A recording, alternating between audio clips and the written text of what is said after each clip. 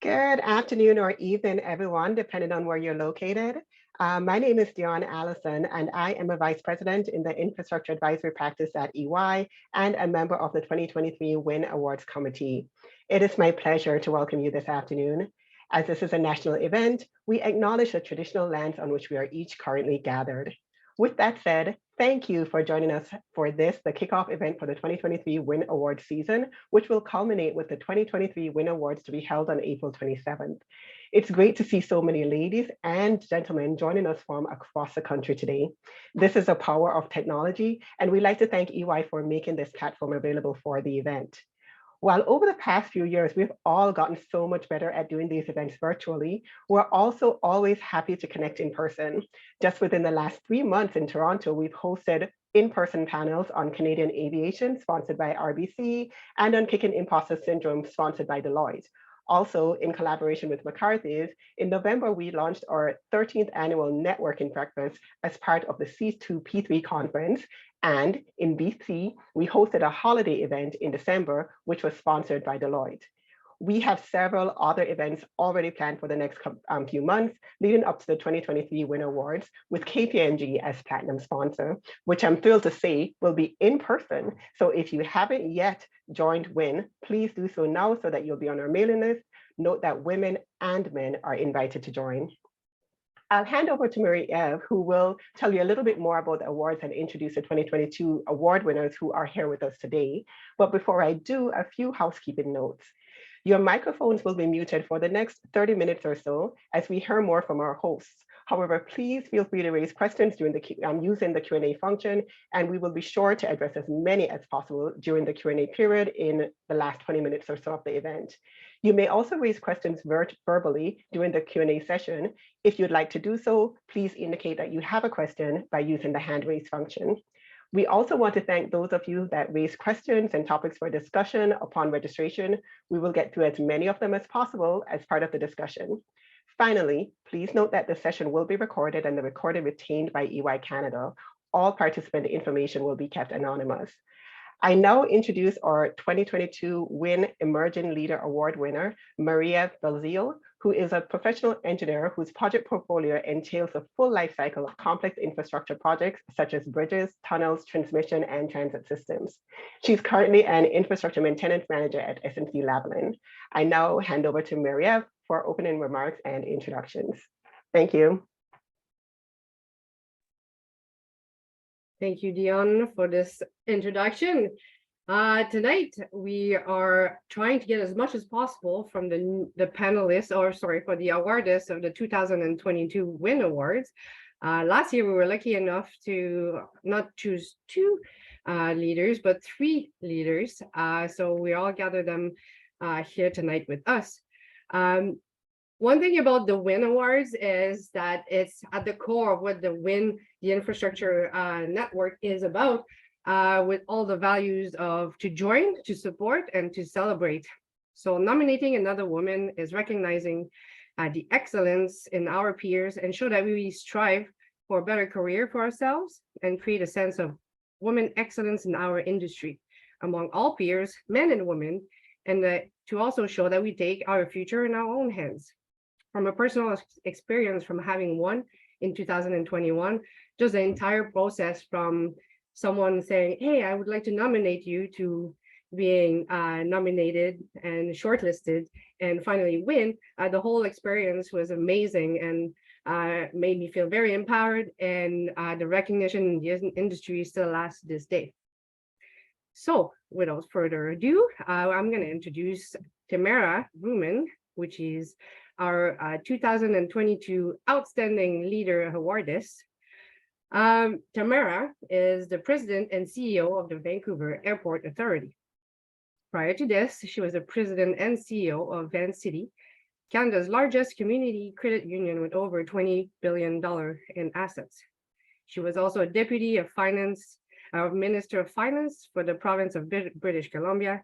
She was the secretary to the Treasury Board and CEO of the Public Sector Employers Council. She's been appointed to several boards, including Canada Infrastructure Bank, and she is also the Chancellor of Simon Fraser University, where in addition of winning the Outstanding Leader, she also received a honorary degree from Simon Fraser University, and also the Order of BC, and as well as the Peter Lougheed Award for Public Safety, just to name a few. So through her leadership and focus on results, there's no doubt that her work has formed the very basis of how infrastructure is built and managed in Canada in this present time. We also have Clair Seaborn. She is the Chief of Staff of the Minister of Natural Resources works on infrastructure policy. This year or last year, she's worked on one of the policies of Canada's National Adaptation Strategy, which is focused on making sure our country's infrastructure is resilient to climate change. She's also released a critical mineral strategy that includes $1.5 billion for infrastructure to access mine sites. Prior to this assignment, she was the Director of Policy and Legal Affairs to the Minister of Infrastructure and Communities for the Government of Canada. Previously, she was practicing law in the litigation and regulatory law groups at McCarty Tétrault. She was one of the two Emerging Leader Awards from last year, and she has since been awarded another Emerging Leader Award by the Clean 50 Network. She's also been involved in the community, whether by being part of the community, raising funds and awareness for the Michael Garron Hospital Foundation, or being the president of the Canadian Intern Association, delivering TED Talks and making public commentaries on several TV and radio stations. Finally, we have Monique Lal. She is a mechanical engineer and project manager with a passion for clean energy. She currently works at REM as a director of project delivery and previously worked for BC Hydro and Woods. She was an engineering manager for the Power River G13 project, which won an award for national energy conservation. While completing a degree in mechanical engineering, Monique found UBC Sailboat, a student-led engineering design team that specializes in building small and medium-sized autonomous vessels, handling everything from design and construction to system integration and testing. She also takes part in numerous extracurricular activities, such as championing United Way campaigns, Great Canadian Shoreline Cleanup events, and also worked with Engineering Canada and Girl Guides to lead a STEM activity that allows brownies to achieve their engineering badge. No doubt that these three women deserve to win last year. And then finally, I was also asked to introduce Godine Sebe. For those who don't know Godine, she's the most passionate woman I know in networking, not only for herself, but having others network, whether she's there or not. That's her passion. She's also a founding member of the co-chair. She's also a co-chair of the Urban Land Institute Women Leadership Initiative in Toronto, and she also is a founding member of the WIN chapter in Toronto. She also co-chaired United Way Women Gaining Ground Initiative, and was also a top 100 recipient in 2011 for the Women Executive Network Most Powerful Women in Canada. So for all her community involvement toward the greater good of women in infrastructure, but also her exemplary career accomplishment as a partner at McCarty Tétrault, as well as raising 4 kids, boys. Not surprising that she is here tonight to moderate this panelist discussion, and she also won last year's Outstanding Leader from our network. So please go to.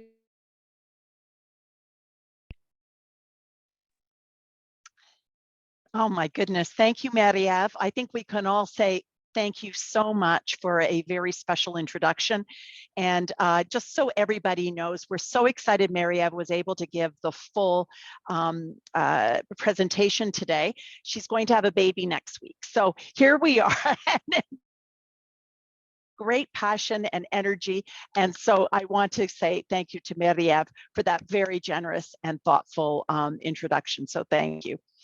So let's dive right into it. I know all of you sitting out there listening to this are wishing you could be in my chair and have this opportunity to speak to 3 incredible leaders in infrastructure in Canada. And I know when all the nominations come in, how difficult it is to actually pick 3. There are so many women leaders in Canada.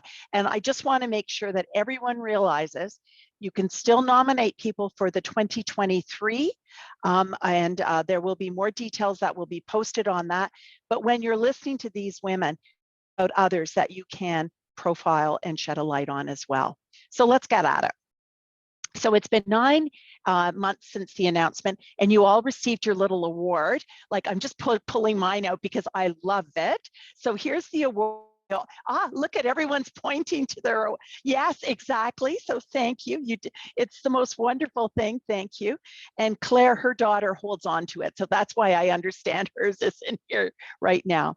But anyway, I wanted to ask, my first question is, how has receiving a WIN award impacted your career in any way? Claire, could I start with you? How has it impacted your way in any tangible ways that you can bring forward? Well, I'll just start by saying thank you so much for having me. And it's such an honor to be on this panel with Monique and Tamara, and to have been granted this award. On how the award has impacted me, I would say the first area is credibility. I'm a chief of staff to a federal cabinet minister, and on the younger end of the chiefs of staff around the chiefs table of the 35 chiefs. And so this kind of a thing helps me with just showing that credibility to my colleagues, to the other cabinet ministers, that infrastructure policy is an area that I've been really focused on for a number of years and care deeply about, and can really be an asset to the government of Canada. It's helped with networking. I really already love my WIN mentor. Shout out to her. So that's been really great.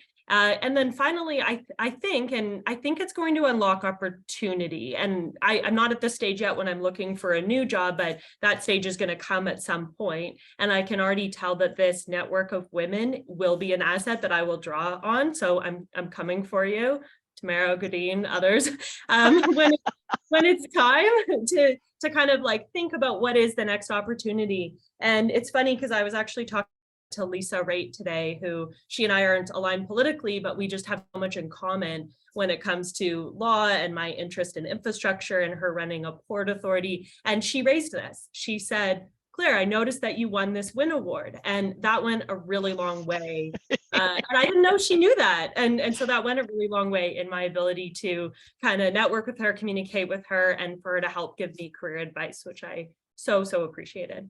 So. Thank you, Claire. That's fantastic. Monique, in the interim, since you won the WIN award, you got a promotion. Tell us a little bit more, and congratulations. Thank you. Thank you so much. Yes, I did. It's been quite the year.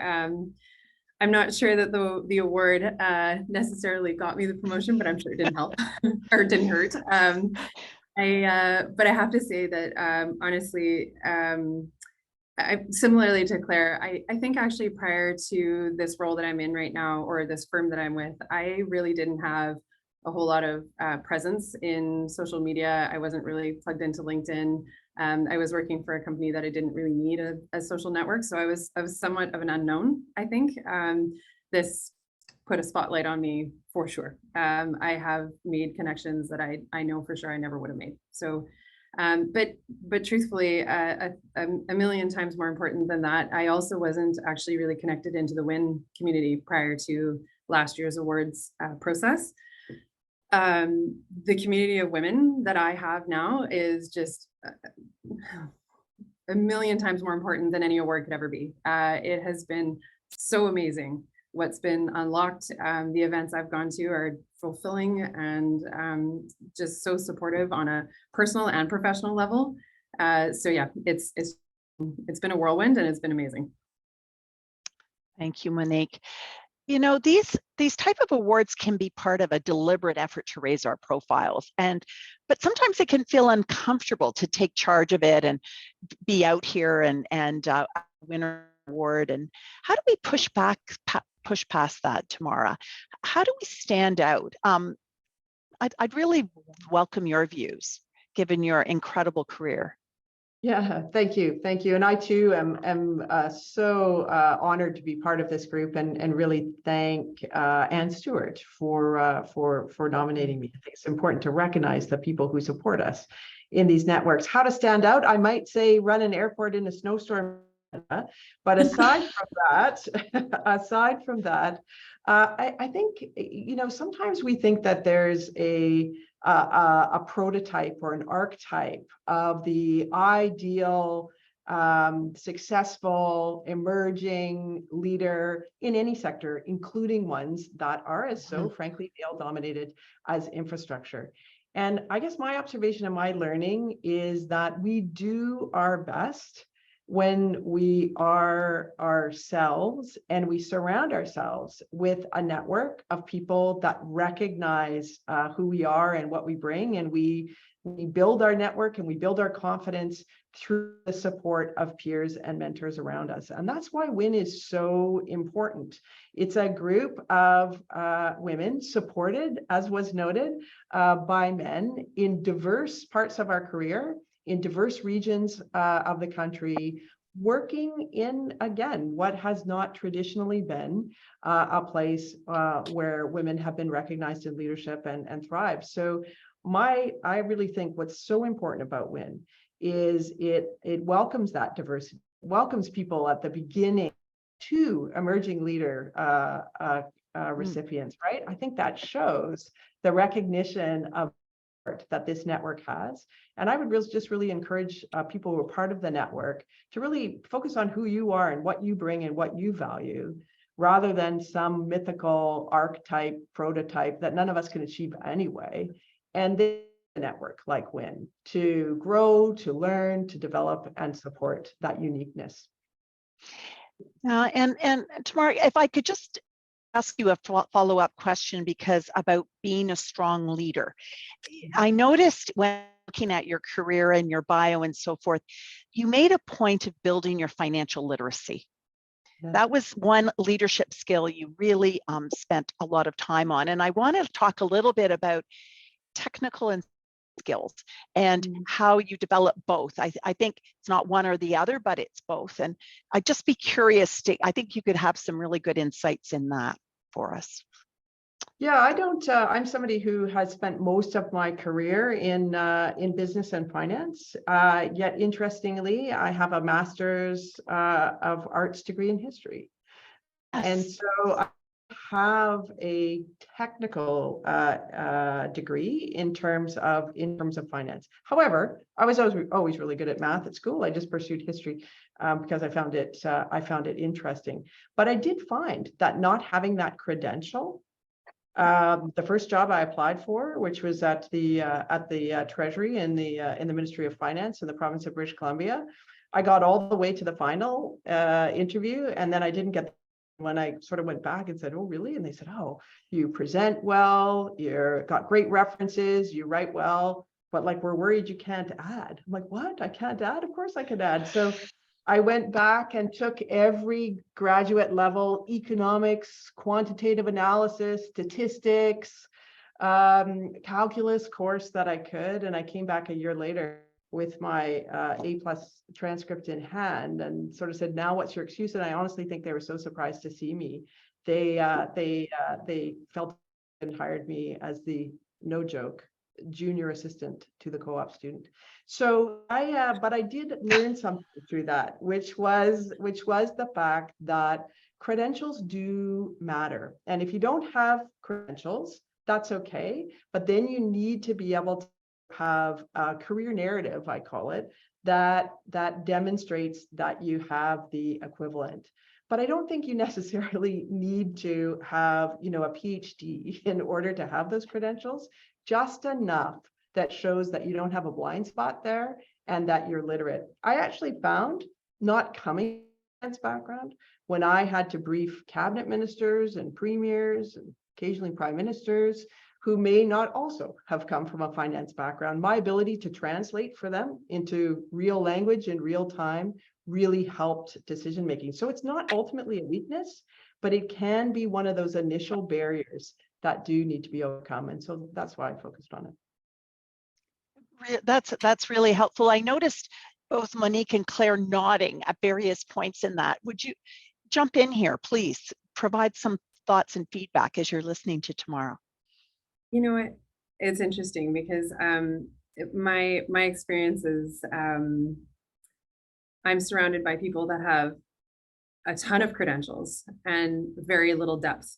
And so sometimes it's interesting to see the flip side of things. I come from an engineering world, and more frequently, I'm finding that there are new graduates that are coming out of school, and the first thing they say is, I don't actually want to do any engineering.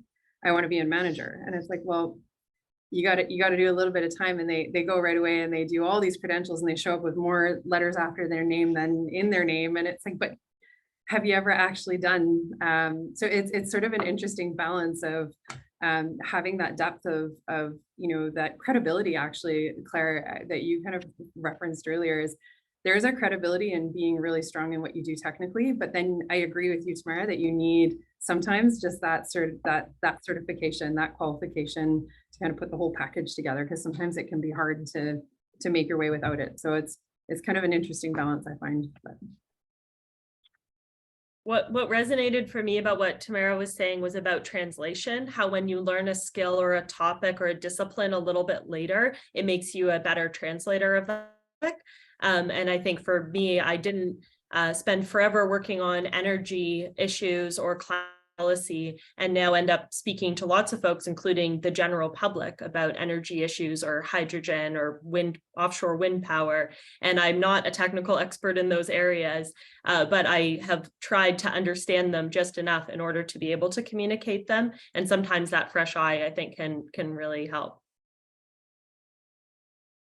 That's really helpful. The one other, before I lead this topic, I want to talk about people management, because people management can also be challenging. And I wondered, how do you get better results from your direct reports? I would be curious to hear what you do. Please, any one of you jump in. I can take that one because I'm in like the deeps of it right now. I have 18 people on my team, which is really new for me, managing that many people.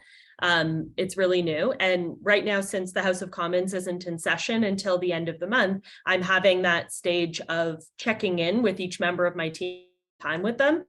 Really, the past year and a half or so, the value of just listening to everyone. And it's really time consuming listening to 18 people on your team, and also to a lot of external folks who are giving me different kinds of advice, which I really, really appreciate. So for me, I think leadership, at least managing more people than I ever have before, has been a lot more about listening than I expected it to be.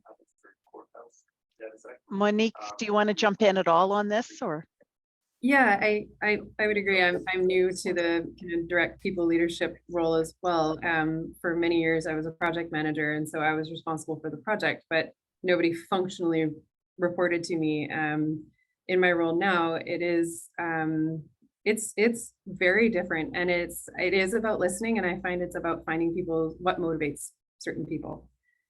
Some people are motivated by title, some people are motivated by just the challenge of a really interesting project. I actually have kind of found people who have been unmotivated by like moving up the chain scares them, and so they're afraid that if they do too well, they're going to get promoted into a place they don't want to be. So it's kind of finding what motivates people to be happy with where they are or where they want to go. But that takes some time. Like Claire said, it is time consuming, but it's time well spent. Yeah, and I thought those were interesting lessons from emerging leaders as you move into this role and you become more senior. So Tamara, let's go to you, because you are both a CEO a chair of board, important board, a chancellor. People management is in the do. Could you share some insights to help those that are and going into their career and are doing more people management? I think there's some valuable skills. Yeah, I certainly have had the real privilege, I would say, of working with and leading with people for getting on for almost 3 decades now. And I've managed everyone from one person up to over 10,000. And so I think the thing that's true, and I think we could probably all relate to this, unfortunately, is most people learn more from poor people leaders than they do from good ones. And I think that's a really sort of humbling thing to reflect on, because when you think about it, when you think about the learnings that you've had, maybe in your career, you probably are like, ooh, I definitely don't want to do that. But we don't talk enough about what the positive things are that you can do. And I would say that the vast majority of what I do as a CEO and a board chair is work with people and manage and help and coach people. The other thing I do is make decisions that no one else wants to make. So those are the 2 things that really I do. And the way that we talk a lot about communication, we talk a lot about listening, and those things are really important.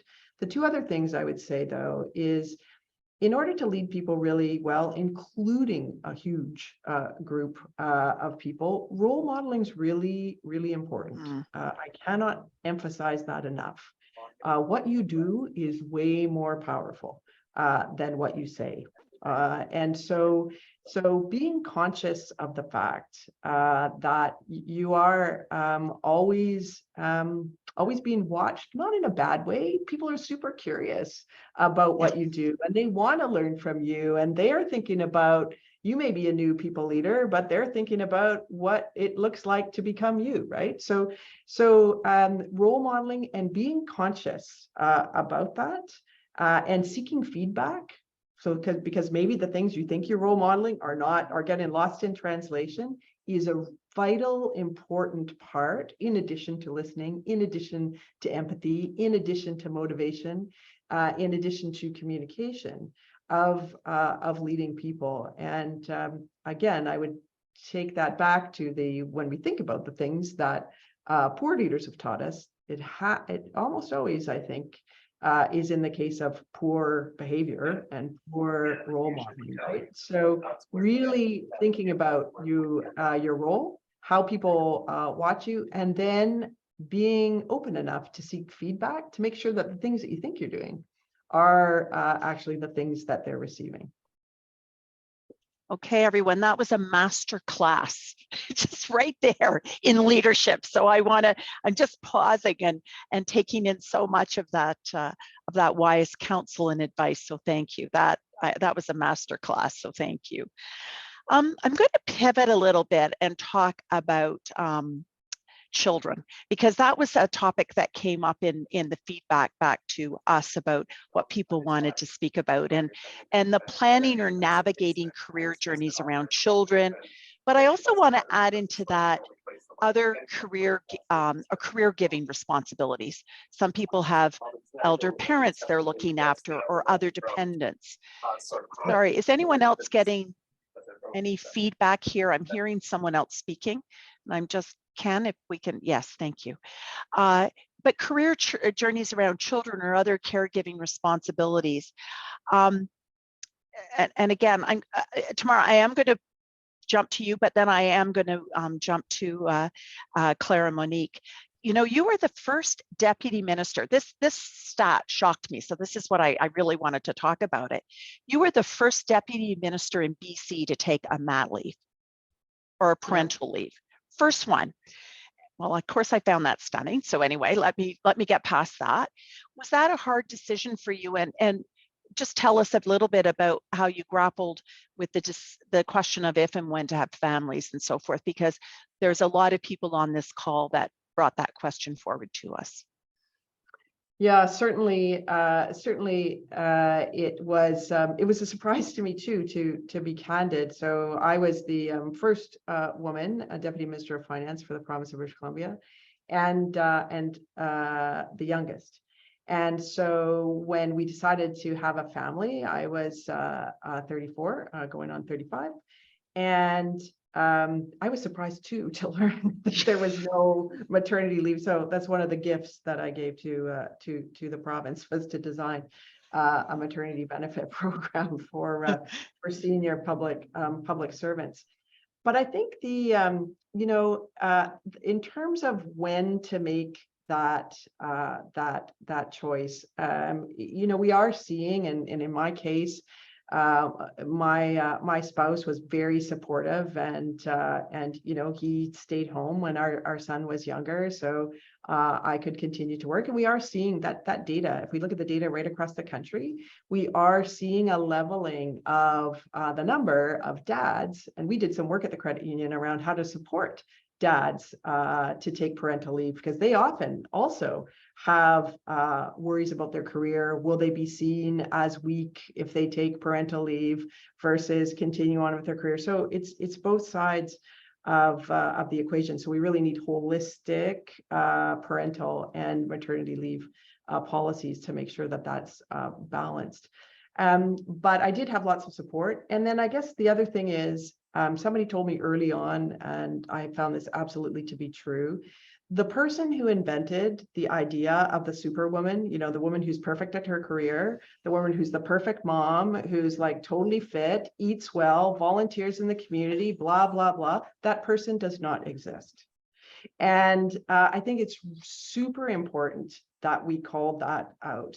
And the most important thing that I learned around having a family and balancing a career was knowing that it was not a sign of weakness to ask for help. And the number of women who I thought had it perfectly figured out and altogether, who did not have it perfectly figured out and altogether, and have and got help and were able to coach and mentor me, just like we are in our journeys in our professional lives, right? Like, why would it be any different there? Was really quite eye-opening for me, and a very big part of the support. And then the final thing I would say is, if you are in a place where it is, and some do exist, where it is not okay, or you do not feel supported to make personal choices that work in harmony with your professional life, you are not in the right place. And there's no sugarcoating that, and there's no, but you don't know, it's really great, except for, trust me, you're not in the right place, and there's a better place for you. Again, very wise words, and thank you, Tamara. You know what, Monique and Claire, is it easier today? Now you've heard that story. Is it easier today, and has the workplace evolved to facilitate the accommodation for working parents? I throw it open to both of you. Tamara, I was going to say something super similar. Again, engineering world, I was the only technical woman in my team for a very, very long time. And I started there as a straight out of school as an EIT. I got married there, and I kind of knew, like, I think everybody knew sooner or later, probably she's going to go have a baby. Nobody ever said anything to me. Nobody ever asked me anything. They were super supportive through my maternity leave. My managers actually checked in just to see how things were going. When I came back, what kind of work would you like to do? And the whole thing was actually sort of a non-issue. And I feel very fortunate, and that probably frustrates some people because they wish they could have that. But my answer to that is exactly what you said, Tamara. You're in the wrong spot if that's what you don't have that. It really truly is as simple as that. I was very, very fortunate. I did worry a little bit about, at this point in my career, is this going to be the time that's going to set me back from my peers? I went through from being an EIT up through getting my professional engineering designation and working through kind of levels. I knew at some point I was going to have to exit for a year. And I kept battling with, when is the best time? When is the worst time? And discovered in hindsight, there was no good or bad time. That when I came back, I was a year less experienced than some of my male counterparts, but within a few years, we all normalized again. It really, to me, was about how hard I was going to come back, how hard I was going to work, how much I wanted it, how much dedication I had to my job.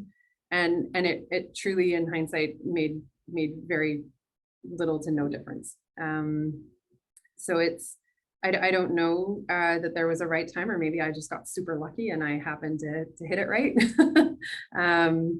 But I do find, you know, even as we went into the pandemic, I had my daughters were in grade school, so they all got sent back, and all of a sudden I was having to be a teacher and a mom and do my job. I, again, was fortunately at a firm that was just, they trusted me to get done what I needed to get done. I did it in the hours that worked for me.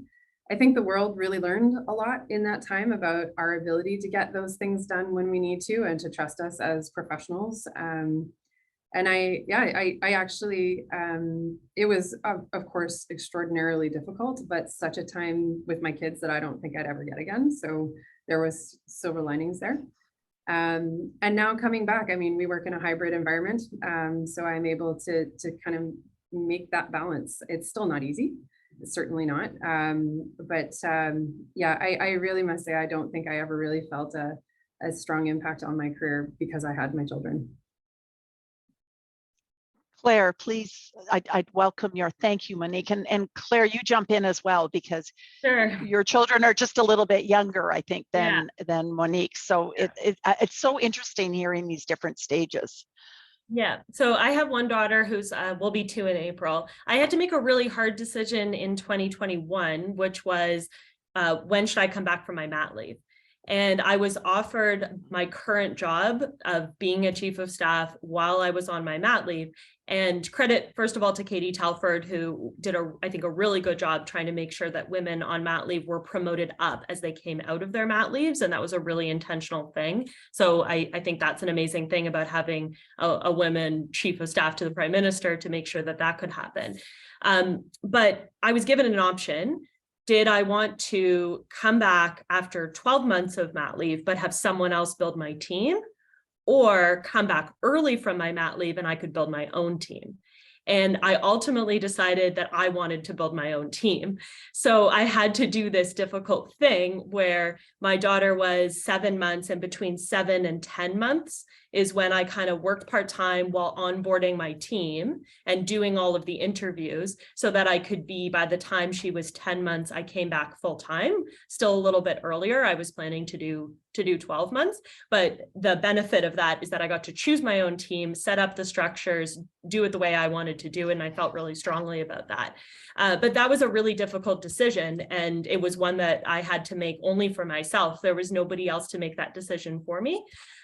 So I found that really hard. And I also like to joke at the time that I was really feeling like I was onboarding 2 teams as a kind of double chief of staff, because there was also my home situation. So I was like onboarding 18 people onto my team in a brand new office with a minister who had just changed portfolios from one department to another, and getting to know an entirely different department, while at the same time interviewing and onboarding a nanny, a cleaner, a babysitter, a schedule with my mom, a schedule with my mother-in-law. So it just felt like a double onboarding process, all at the same time. And that was, I think, my hardest month, of like the month that it was sort of testing out 1 or 2 nannies while also going to the daycare and checking out a daycare. And I ultimately landed on a 3 days a week nanny, 2 days a week daycare schedule, because of all the travel that I do with my job. And then our nanny being able to be there when I am out of town, which is relatively often. So there was that entire structure that I had to create. So that was really, that was hard. And that just felt like I was doing it completely alone. Because I didn't feel like there was anybody else who had that specific issue all at the exact same time, but surviving it felt really good. And I feel like I'm in a really good groove now. And you should see my calendar. It's like baby bedtime block, do not touch that hour.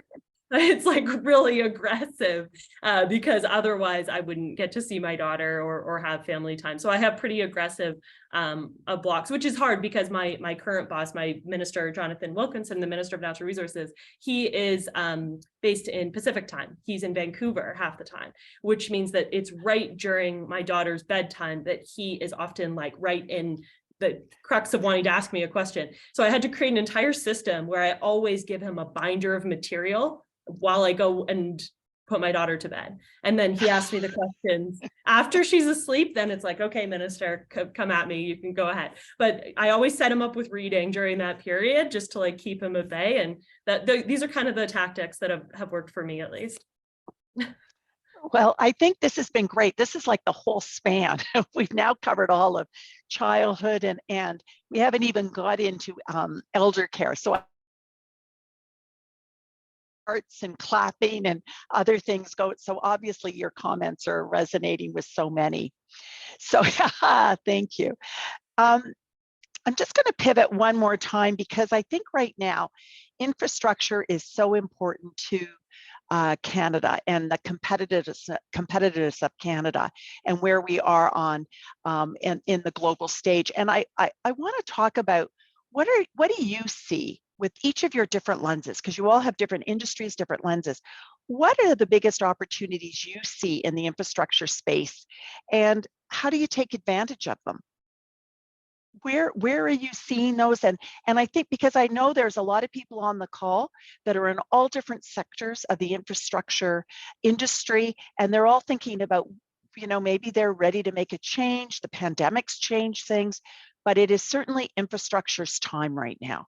So there's a lot going on. What are those opportunities and how do we take advantage of them? Please, whoever wants to jump in, please start. For me, the answer is easy and it's one word, it's climate. Okay. And climate action. Climate because of decarbonization of infrastructure and improving the resiliency of our infrastructure to climate hazards and disasters. I think that's where it's at in the infrastructure space, because there's so much that needs to change in our country. We need to completely decarbonize our energy systems. We have to retrofit all of our buildings. We have an entire electricity system that is probably going to face doubling of demand by 2040, tripling by 2050. Like the challenges in this space are huge, and even more exciting to me is the opportunity and the innovation, especially for Canada right now. So that's the area that I'm focused on work-wise. And so for me, it's an easy answer, but I know there's other areas, but that's really what gets me super energized about infrastructure today. No, thank you, Claire. Absolutely right to shine a spotlight on that. Tamara, you've been nodding. So tell me, what are you seeing? Yeah, so certainly climate is a very clear imperative for infrastructure. But I think the way I think about infrastructure and why it's so important at this particular time is it's probably, if you think about it, one of the single biggest determinants of the collective future that we create. So if we create a network of connectivity and digital access, let's say, to rural and remote communities, we create a fundamentally different future, different economy, different society, different pattern of social relationships and education and work relationships than if we don't. And so it really is one of the single most important things that we can do now to create the kind of country, society, and economy, and ultimately planet that we want 30, 40, 50 years from now. And there's not very many places in the economy where you have an opportunity to do that, make decisions today that really do set up or not, that's a challenge, right? The kind of country and society we want. And then the second thing is infrastructure is by definition place-based. And so if we care about the country, we care about the competitiveness of the country, we care about where we're placing our carbon future, we care about our resilience and our ability to support people and facilitate trade, then we have to make an investment in Canada. And infrastructure in Canada is an important part of creating the country and the society that we want. So it is nation building, right? Somebody had the foresight to create the St. Lawrence Seaway when everybody thought it wasn't possible, and it fundamentally changed the trajectory of our country. Our Constitution, and it has come with some issues, obviously, with respect to reconciliation and colonialism, but we were connected by infrastructure, by a railway that connected the large geography and the small population that was the country. So infrastructure is actually in the DNA of the country. I think our next challenge is how to do it in a way that thinks about climate, that thinks about reconciliation and inclusion, that thinks about the future way that we want to live and how we want to support community and learning and housing affordability and inequality. It's nothing short of the single most important thing we can do. And I'll just add, this is why Tamara is so useful in the National Infrastructure Assessment that the Government of Canada is working on and that Tamara's been helping on with the work of the Canada Infrastructure Bank. So National Infrastructure Assessment says a lot of the things that Tamara just said because of your input on it. And I remember, Tamara, when you and Catherine McKenna were talking at one point about like, what is the definition of infrastructure? What a weird word. And I think you two were talking about how it's the stuff we build for the future we want. Or which is sort of a version of what you just said. So yeah. That was inspiring. Monique, please. I know I don't really want to say anything after that, but I invite you to do so. I invite you to do so, please. I continually come at this from the kind of engineering world, and I think one of the biggest things right now is actually, and always is, but is as we're looking at climate change and as we're looking at some of the things that Tamara's talking about, it's about innovation and real actual innovation. And I think a lot of what we do in Canada, we haven't really historically done really looking at what other countries are doing. There are a lot of nations in this world that have tackled big problems that we're facing, and we really need to go out and learn from them. You look at some of the issues that nations like the Netherlands are dealing with. They go and they do these projects and everybody's like, what are they thinking? And they have these crazy ideas and everybody thinks they're nuts. And then years later, it turns out it was genius, and it was just taking a chance. It was really trying to think of things from a different lens. We always seem to do the same thing. And it's like, Q200 levels are coming out and they're several meters higher. Okay, let's just make the bridges taller. Well, is that always the answer? Like, and it's, so we're kind of taking existing principles we've always had and just applying them to our new, whatever our forecast is for our climate change. But it's, what if we did something different? What if we used a different material? Or so I really think there's innovation in from a technology point of view and from an engineering point of view, but also we talk actually a lot here about innovation in contracting methods and contracting strategies, thinking of ways that we can do things that the typical contracts don't look at. And so even when we talk about Indigenous inclusion, like rather than, typically it has sort of a certain way that Indigenous communities are brought into projects, there are so many more innovative ways that are so much more beneficial to them. And it's just nobody's really thinking about those things. And so we're starting to kind of pick at those and see how can we do projects that really provide more meaningful benefits for them. And it's just innovation in a different way again, right? So it's really thinking about innovation. I think that is the big space for infrastructure, is to challenge the infrastructure industry to be more innovative. That's my take on it. I love it. Oh my gosh, my brain is buzzing here. There are so many concepts and thoughts, but you know what? Dion is reminding me that we have a Q&A. We promised a Q&A to everybody. Dion, do you want to come on and help manage our Q&A? Because I know others want to be in my position. I started at the beginning, Dion. I said, anyone wants to be here and be me and ask questions of these incredible people. So Dion, please go ahead. Yeah, amazing discussion so far, and I know there's lots to discuss. I don't have any questions right now through the Q&A function, but if anyone does have any questions, please feel free to raise their hands and indicate accordingly. If not, Godeen, you can by all means continue the discussion, and I will prompt you if there are any actual questions or hands raised.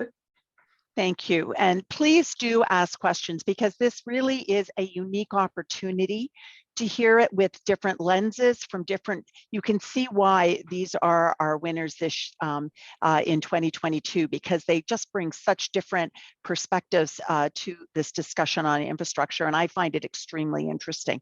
So please do not be shy. And Stuart, aren't you out there? I see you emailing me, so please ask a question away. And I know there's lots of great people out there, so please do ask some questions. One of the questions that I have, and now that I'll talk about it, is about mentorship and sponsorship and championship, because what I'm hearing each of you is you've all sort of touched on it, but you haven't kind of shone a light on it. But, you know, someone nominated you for this award. Someone thought and worked with you, and it's a bit of a work to bring everybody together. And so could we think about a little bit, and I do see a difference between mentorship and sponsorship and then the champion. So just jump in here, because I do think that we all have a role to play. And this is something I'm very passionate about. I think about this all the time. Who am I mentoring? Who am I sponsoring? And who am I championing? And please, and it's everyone in the industry, not just women, it's women and men, and there's just so many people that I do. So please jump in. I'm happy to.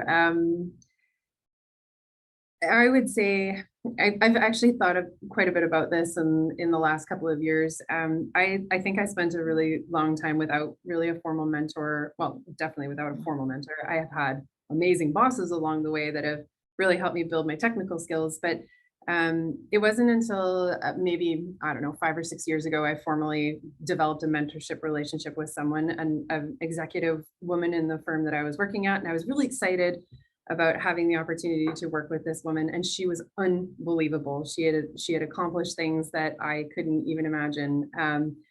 But at the time that I was at in my life, I really find what you get out of that mentorship relationship really depends on you and what you need and what you ask for. And it's less about the mentor themselves. And I think she recognized that I was actually, speaking of what we were kind of coming back to, the child thing, I was really struggling with work-life balance. I was really, really having a hard time with that, melting down, like just, I can't take it. And so she had all this strategic knowledge in her mind, and she had all these amazing things. And all she did was just talk to me about, tell me about your day. How did you get through it? And we talked about being moms. And like, I almost, in hindsight, I feel like I wasted this opportunity to get such amazing business acumen out of this woman. And all I did was just cry about like dinner, and but it's what I needed. I really think about it. It's what I needed in the moment. When I was nominated for this award, I actually reached out to her for a sponsorship letter, or we had to get kind of a letter from somebody, a reference. I asked her, and she just said like 100% in spades. And part of me was a bit like, I don't know, like, are you gonna put a reference for somebody who just cried on calls for like a year? But she was there. And when I moved into this role, I actually came across a gentleman who, what a polar opposite. The experience I've had with him, and this is where I think about the value of the interesting different ways of communicating and working with people. He has never once told me what to do, where to go, what the right answer is. He just asks questions. He asks questions. And he asks the questions. Power of the question. Oh my goodness. And I'll be talking about something and he'll stop me and say, wait a second, you just said something, say it again. I don't know. And I say something and he's like, realize what you just did there. You acknowledge something that happened. And he kind of walks me through my day and makes me think about and reflect on things that I don't see, I don't acknowledge. And it really gives me pause and makes me think about, these are the things I'm missing as I'm flying through my life, trying to do a zillion things at once. And so he has really, really benefited me in recognizing who I am, how I represent myself, how I am as a leader, how I am as also an employee. It's been amazing. I couldn't imagine a life now without a mentor, and I have a few. I'm sure. Dion is emailing me that we've got questions now. Is that right, Dion? Yeah, Gadeen. It seems that your call, people responded. People were a bit shy before, but now they've responded. So firstly, you read Stacey Boothman's mind because she was about to ask a question about sponsorship and mentorship. So thanks for that. We do have a live question from Michelle Ramkison, and I'm sorry if I mispronounced that name, but Michelle, if you come off mute, or Ken, if you can assist with taking Michelle off mute, then you can go ahead and raise your question. And then after that, we do have 2 other questions that we'll need to get to. Fantastic. Michelle, if you could go off mute. All right. All right. So maybe while we wait on Michelle, we do have 2 very similar questions. One from questions that we have from both Karine and Anne relate to, I'm sorry, relate to promotion. So from a Korean, the question is, when being promoted to a position, knowing that there are quotas in place for women in management, how do you remove the feeling that you only got the position because you are a woman? And then the other question from Anne, which is related, is what are the next steps to promoting women in the industry and the ultimate goal? Tamara, do you want to start with that? You were nodding. I saw you nod right away. Yeah, that's a tough one. And I also just wanted to say on mentorship, in addition to what colleagues said, one of the greatest mentor relationships I had was with a 23-year-old employee. So I had a reverse mentorship where she was the mentor and I was the mentee.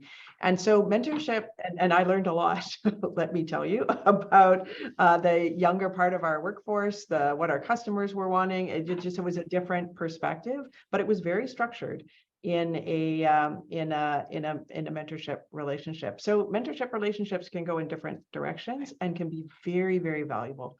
So maybe just a little word on thinking kind of broadly about that. In terms of quotas are hard. I do believe personally that in the adage, that which gets measured gets done. And, we get this feeling that we're getting more women in leadership, but until we measure, we find that actually no, the percentage of women leading companies in any sector, let alone infrastructure, has been declining in the last 20 years. So if we don't measure it, we can maybe think because of where we are, or dare I say our privilege, or that it's going in a certain direction, but we need the data, particularly, come on, we're in infrastructure, particularly in areas. So I do think quotas are important, but how they are used and whether or not the quota is the only thing in a company is definitely something to be assessed. And so does a company talk about the percentage of women in management in diverse professions, and then talk about the value that brings to the company, or do they just stop at the quota? And if they just stop at the quota, then that's the problem. It's not the quota. We need it's not quotas. We need measurement. I don't think we need caps, but we need measurement. I once served a board of directors that had 11, if you can believe this, 11 women and 1 man. It was a business board of directors. I used to joke that I was the only CEO in the country on whose board we were looking for a few good men. But it was interesting how that worked, and we had no quota, but we encouraged women coming forward. So it is important to focus on what that diversity brings, how that perspective, and then to be able to assess yourself based on that. Yeah. If it really is a number, we need 3 out of 5. Then again, I'm not sure that's the best place to seek a promotion, frankly, or the best culture to be in, because will your skills and attributes and experience and diverse perspectives be welcome, or is it just about ticking a box? Very, very helpful. Claire, did you want to just jump in as well, or is that? It's okay. I want to hear from Michelle, who's had her hand up. Yes, perfect. Michelle, I think you've been taken off mute.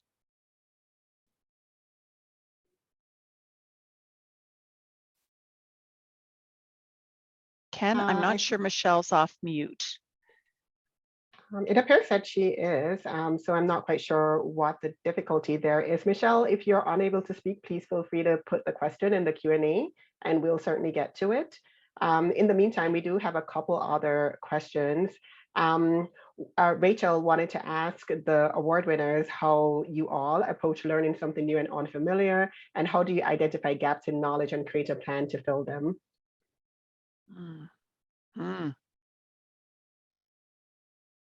Guys, I got an idea. How about we just collaborate?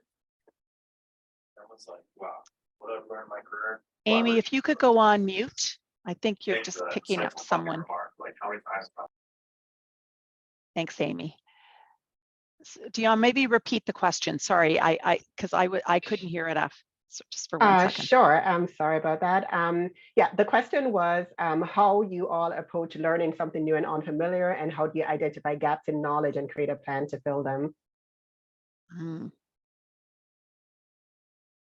I don't know how to answer that one. I'm just thinking, I think on the topic of mentorship, the people who've been most useful to me the past year have been peer mentors, the other chiefs of staff to ministers, because there's only 35 of us and we have a very unique job. And there's only so many people I can come to for the specific job that I have right now. And they have been really, really amazing. So I found having kind of peer mentors to be really helpful. And I think that answers the other question too. How do I approach sort of a gap in knowledge? I think it's going to my peers. And I did that as a lawyer too. When I was an associate at McCarthy Tetro, whenever I didn't know how to file a court document or approach a particular client issue, it was always my peers that I would go to first, because that's who's least intimidating to me. And where I actually often found I got a more useful answer than sometimes my superiors, because it's your peers that are doing the same work as you. So I think the resource of peers is huge and extremely important. And I think it's something that was really hard during the pandemic, that a lot of people didn't get to build those peer relationships in the same way that they did before. So I've been encouraging that really strongly on my team right now, just, making sure that folks are interacting with their counterparts across government, people who have similar positions. Press secretaries are meeting with other press secretaries, and sharing knowledge and information that way. The other thing is, I think my team would tease that I'm always into a good chart. Like, I just love a chart. It's a way that I process information. So whenever I'm approaching something new, especially like a new set of conceptual ideas, I'll either go like the frantic mind map route until something starts to make sense, or the like super structured chart until all the boxes are full. And those are usually tried and true methods for me personally, regardless of the subject. Innovative. I like that chart approach. That's making me smile. Monique, what about you? Yeah, I actually, so moving from my kind of project management-y technical world, I went from a company of 35,000 employees to a company of 85 people. And all of a sudden found myself in a situation where I had direct access and even influence on the actual workings of the business that I know zero about. And so that has really been identifying my knowledge gaps has been, there are days where I wonder, can I identify what I know rather than what I don't know? Because some days it feels like I don't know anything. But it's really been about, for me in this role, it's been about identifying what impacts my day most urgently. What are the things that are really the big pain points, and what are the things that long-term I know I'd like to know, and kind of prioritize my learning. Not unlike Claire, there is an element of bothering my peers, but in some cases I feel like I'm so far out that I do my own research. I try to learn what I can and then go to them and almost say, okay, I think I figured it out. Is this right? Rather than going to them and saying like, tell me everything. So I've found that that's been quite helpful, and also just sort of digging into it myself, and seeing if I can kind of proof it all out. But yeah, there's been a lot of it's prioritizing more so what I don't know. It's been helpful. If I could just add a little bit on learning and leadership. So again, those of you who are thinking about being leaders, or are new leaders or established leaders, again, the role modeling that the leader sends about how you approach gaps in your knowledge, because we all have them, I have them, we all have them, no matter where you are in your career, can be quite powerful. So if you as a leader say, well, I actually don't know how to do that, and have enough confidence to say you don't know, that is a powerful signal that's sent to the team about how they can start to develop and share and identify and collaborate where there's gaps, and we get that, you know, learning mindset that we talk about. I also think the pandemic, while being challenging in many ways, also has allowed us to share. So I also have encouraged a reading list among my executive. Like, what are you reading? Some of the things that are articles that you think are either like horrifying or interesting about what some other airport or what's happening in infrastructure and aviation or climate, so we can share each other's curiosities. Yes. and create that safe space even among executives around a learning culture. Because again, I want people on my team to have the safety and the courage and the curiosity and the confidence to say they don't know, and then we can help fill that in, versus either have to only do it on their own, or the worst, proceeding in a risky, unsafe, or insecure way. So that culture of learning really is something that you can role model as well.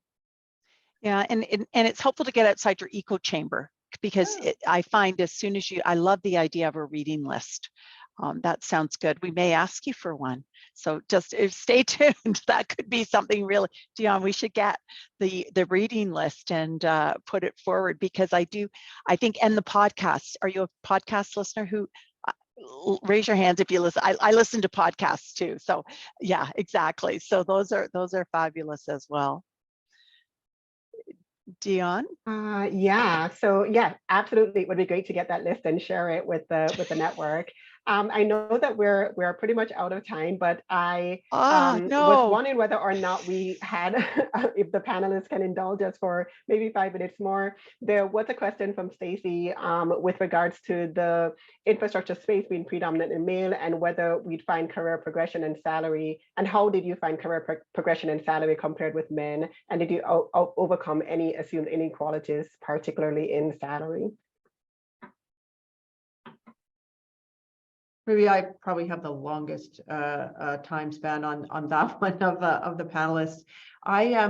I consistently experienced being paid less than men who were in equivalent roles, until I was the first woman to lead Van City Credit Union as well, and also I had a board chair who was a woman.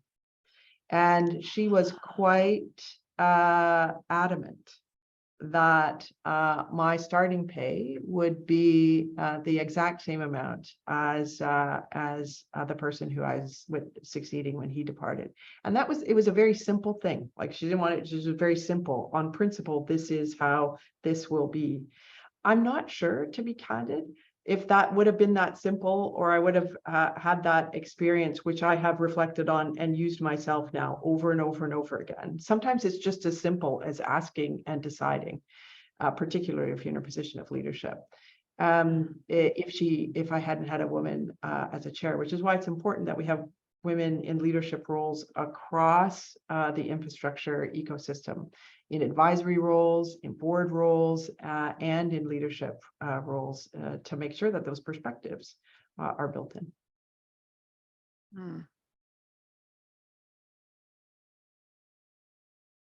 Anyone else want to just jump in on that one? That's an interesting one to me. I think this is one that we will, as younger emerging leaders, probably continue to seek advice on how to do this right. Because I am looking at the rest of my career, which I do hope is in the infrastructure space, and it's intimidating. Knowing how to market myself, how to show that I do have the same set of skills as a male counterpart. So I would love to keep thinking about that one, and definitely advice welcome. on it. I think that one's tricky. And I also saw Michelle did ask her question too, which was about us all being from different fields, which I also noticed, like Monique in engineering, and then Tamara with your background, and I've come from law. So I think that is something that adds a lot of value when you get to shift between different career areas. But yeah, so that's a good one too. I don't know, Tamara, if you have words on that one on from Michelle's question about how you can bring in or cross different disciplines and help make that add value for your career too, because that's something you've done as well. Yeah, I definitely talk a lot less about career ladders, which tend to be sort of up and down, and more what I call career lattices, which tend to be a little diagonal. And so the idea that progress isn't always up, up in a chain, but a sidestep, and can open up a whole new possibility. And that you didn't even know existed. And I think why this is so important for infrastructure, to the conversation that we've just been having about why this is such an exciting time to be in the infrastructure field, and why it's so important to have diverse perspectives and women leaders at this time, is because it's so vital to what it is we're all trying to collectively create going forward. And if you don't have diverse perspectives on that, then we're going to build the wrong stuff, simply put, in the wrong way, with the wrong input. And I really think that infrastructure is kind of coming out of the background and into the foreground, right? It's not, we don't, of course, there are safety and structural things that we need to consider when we're building hard infrastructure, but even those are changing with technology, with the intersection of digitization and hard asset construction, and with the needs to adapt because of climate. So I personally love the fact that if I get somebody that comes and wants to work with me, that brings that broader view, because I think I'm going to make the right decisions. We're going to build the right stuff in the right way for the right future if we bring those diverse perspectives to infrastructure decisions early on. And I do predict that will become more of a mainstay narrative as all of the investments that are happening really across the world in infrastructure start to get placed. And the ones that are recognized as the most successful, I predict we'll look back and we'll see who did them. You'll see it was a diverse group of people who took those diverse perspectives and built something really spectacular. Okay, hallelujah to that. I love that. Is fabulous. What a oh, Dion, where do we go with that next? I know it's hard to bring an end to this discussion. This has been, as many people have said from the reactions that we have had as well, that it has been an amazing discussion. And thank you so much to our hosts, Gadine and Marie-Ève, and to our panelists, Tamara, Monique, and Claire, for joining us this afternoon. It has been a great discussion. We've certainly learned a lot. I know I have from your insights. So with that, again, hard to close the discussion, but just wanted to, again, thank you all for joining us this evening. As you've heard from these amazing women, I'm hoping that you've reflected on those that have inspired you in your career, or other women who have, and who are also paving the way for others. Please think about nominating these phenomenal women for the 2023 WIN Awards. Please note that nominations are now open and will close on February 14th. So we encourage you to go through and put those nominations in. The chat has a link to the page where it is that you can submit nominations, and that's where you'll find all of the details as well. So with that, I would want to again say thanks to everyone and have a great evening. Thank you. Thank you. Thank you so much. Thanks, everyone. That was wonderful. Thank you so much.